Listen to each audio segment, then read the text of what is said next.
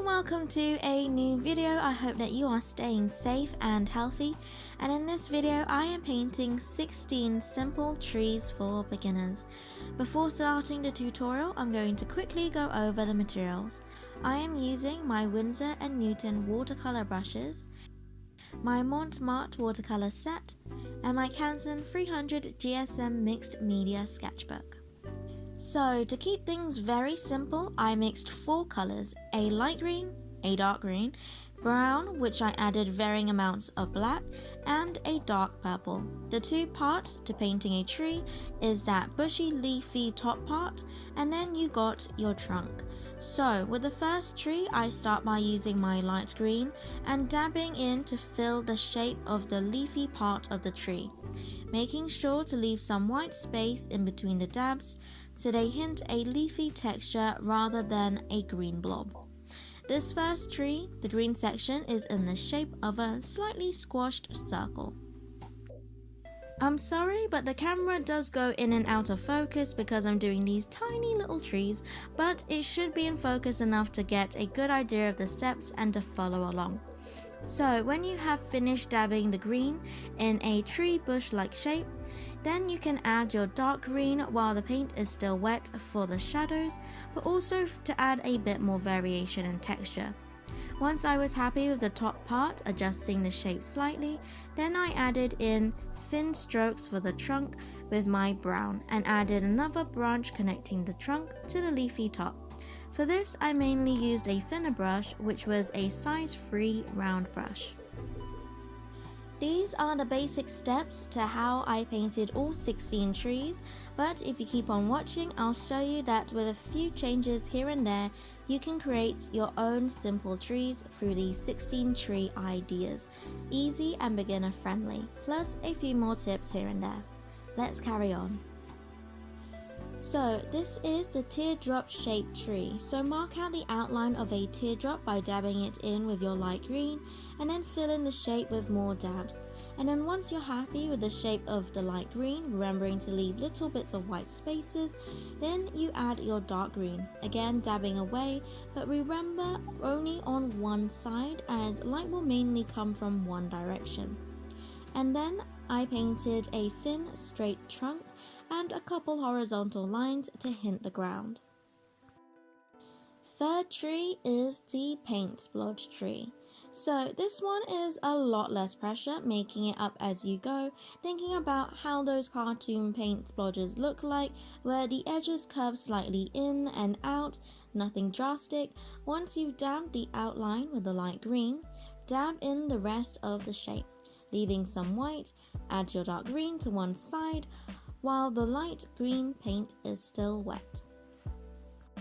You don't have to do it when it's wet, but if you like that soft blend, then you can do it with the wet on wet technique. If not, then you can wait for it to dry. It's up to you what you want to do. So the third tree, I went with a thick trunk, so I painted vertical lines that curved slightly outwards at the bottom, but left some white showing to give the trunk a bit more texture by showing those vertical lines. Fourth tree is the spiky witch's hat tree. So within the shape of a witch's hat or isosceles triangle, paint a lot of short strokes going in lots of different directions, and then I painted a jagged trunk to fit the mood. Why do I have purple trees, you may ask? Well, I like purple. I had purple paint. Seemed like a good idea to have one more color to the mix. And another answer is because if you're painting a silhouette of a tree, this is how I'd go about it. Fifth tree is the upside down thicker teardrop tree. So as you can imagine, dab your green in the shape of an upside down teardrop, then add your dark green for the shadows. Then I added a thin jagged trunk. If there are repeated steps, I will only briefly mention them because I think you've got it, so I'll just say any of the new steps.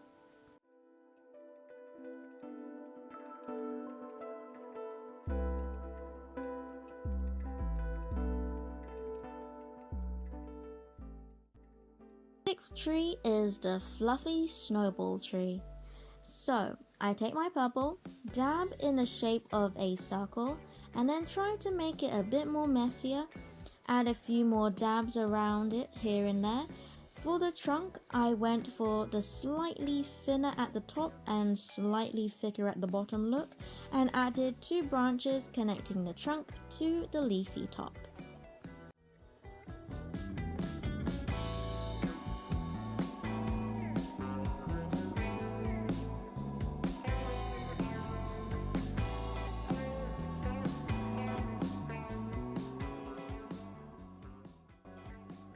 Seventh tree, we got the spade suit tree. So, just like you have spades as one of the suits in playing cards, that is the shape I'm going for the leafy top. If you have no idea what I'm talking about, then it's the upside down heart tree. So, dab in light green in the shape of a spade or upside down heart, and then this time I painted the trunk very thin with 2 thin branches.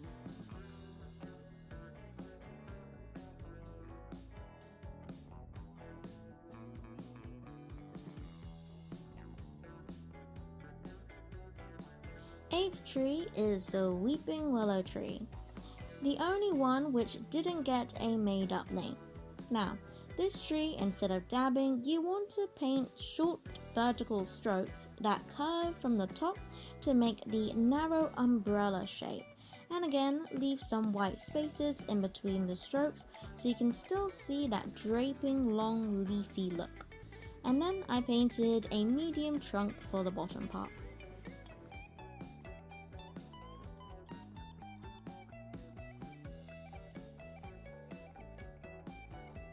Ninth tree is a messy laying down egg-shaped tree. So, making the horizontal oval shape by dabbing with the light green and making it a bit more messy around the edges so that it looks more like a tree with leaves. Then dark green for the shadows.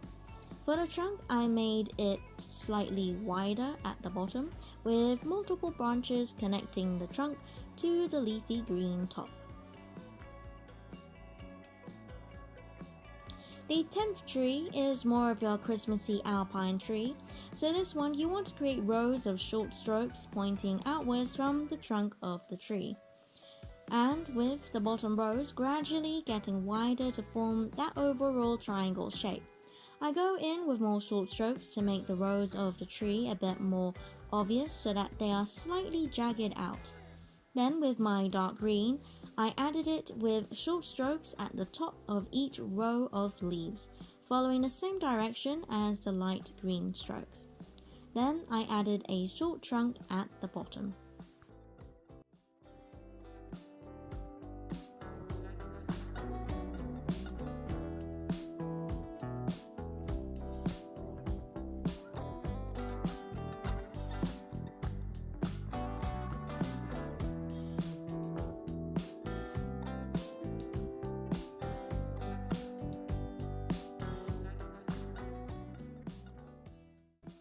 The 11th tree is the upright messy egg tree. So you can dab in that general vertical oval shape and then you can make it a bit more tree-like by making jagged leaf layers sticking out slightly to make it more tree-like. For the trunk, instead of painting the branches further up, I connected extra branches near the base of the tree. As you can see, I'm making small adjustments with very simple steps, and with that you can experiment and create lots of different tree shapes.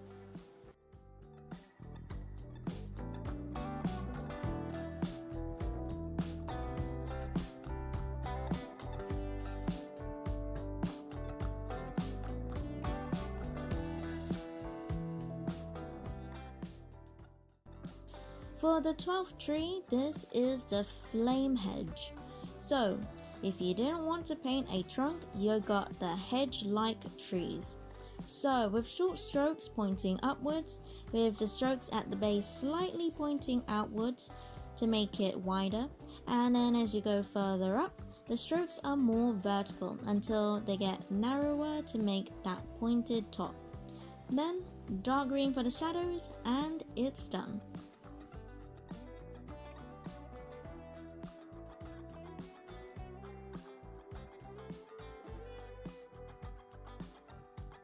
For the 13th tree, it's a dome-shaped tree. So, making the leafy top in the shape of an imperfect semicircle, adding extra leaves here and there for the messier tree look, and then I added a simple, thin, jagged trunk.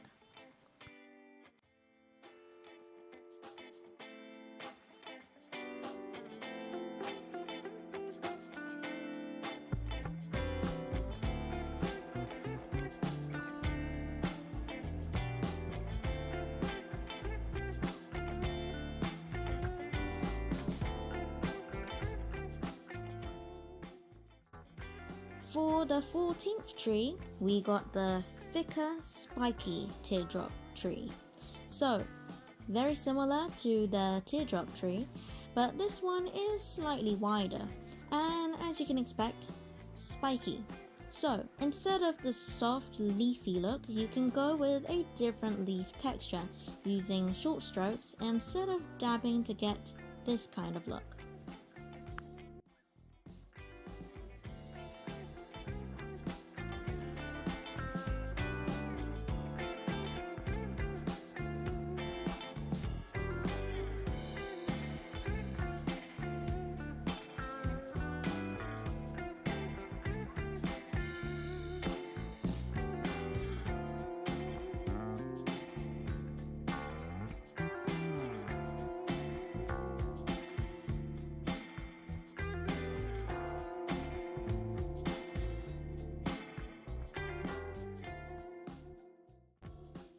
The 15th tree is the random tree.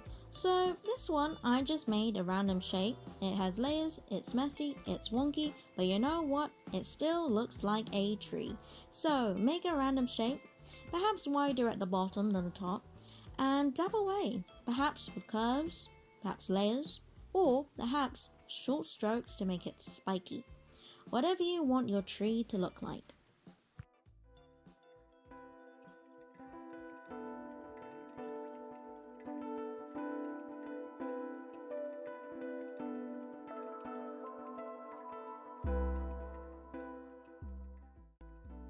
Then the last tree, the 16th tree, is the opposite. It's the prim and proper snowball tree. So, making small dabs to make a perfect-ish circle, making it a tiny bit rough around the edges to make it look more like a leafy texture. Then add a thin vertical trunk with a thin brush preferably, and then a short horizontal line to mark the ground. And that is all for this video. I hope that this tutorial gave you more ideas on how to paint different trees and your own trees, and I hope my silly tree names helped tree painting to be less intimidating if you're a learner. Don't forget to like and subscribe, comment down what you want to see more of, and if you like this video then you can check out my floral and plants playlist. And with that, God bless and I'll see you later.